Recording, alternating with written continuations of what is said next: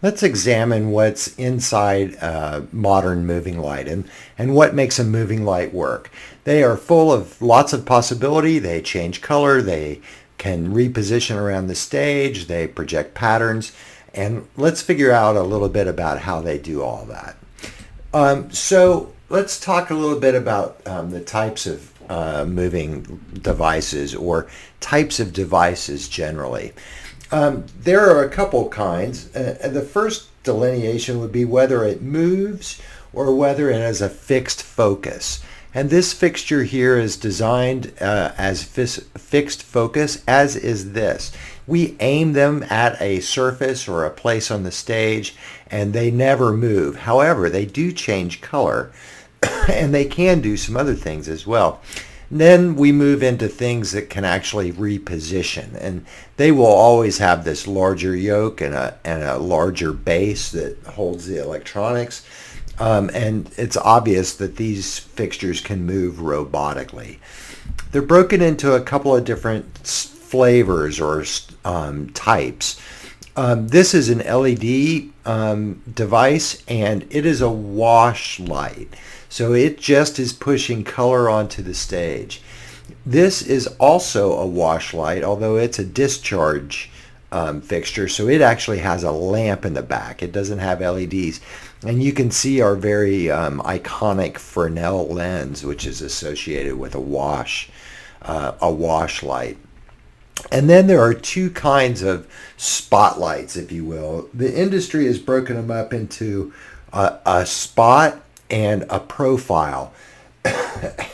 And the difference is really only whether or not the device has shutters, framing shutters, just like an ERS.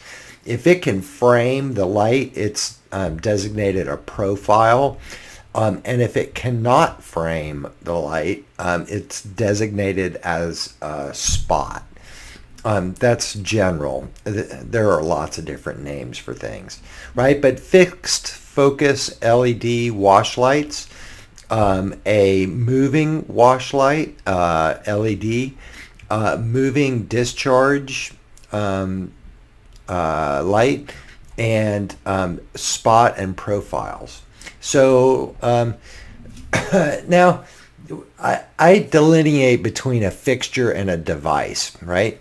And a fixture is an ERS or a PAR or Parnell or anything with a traditional incandescent stage light. And a fixture requires a dimmer, and a dimmer only. I can take this fixture and plug it into a dimmer output, turn the dimmer on, and it produces light.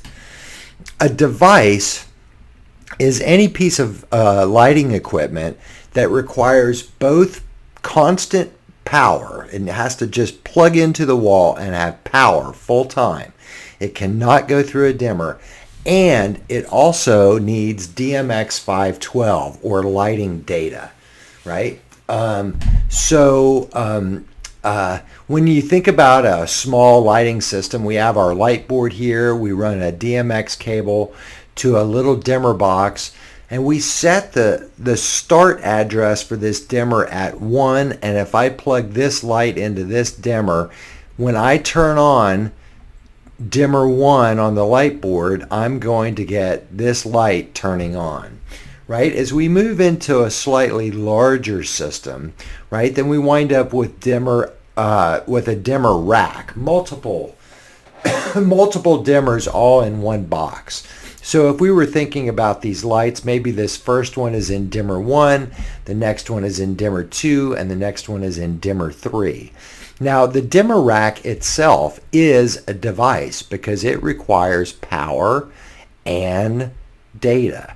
Right? So I send DMX into this box, and it tells dimmer 1 what to do, and it sends 120 volt power out to my lighting fixture on dimmer 1, and then dimmer 2 and dimmer 3.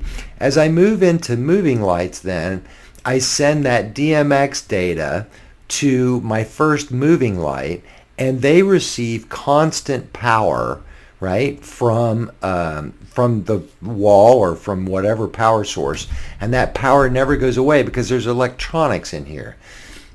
And And each one of these moving lights, each one of these devices needs to then have a DMX address. If my dimmer rack starts at dimmer 1, then this first fixture is going to respond to DMX address 1. And it's set at dimmer 1, so it assumes and presumes that dimmer number 2, right, is going to respond to DMX number 2, and so on, down hundreds of dimmers. Now, this device can be set, right? So I can set this DMX address. I can set it at, I don't know, let's say I set it at DMX address 4.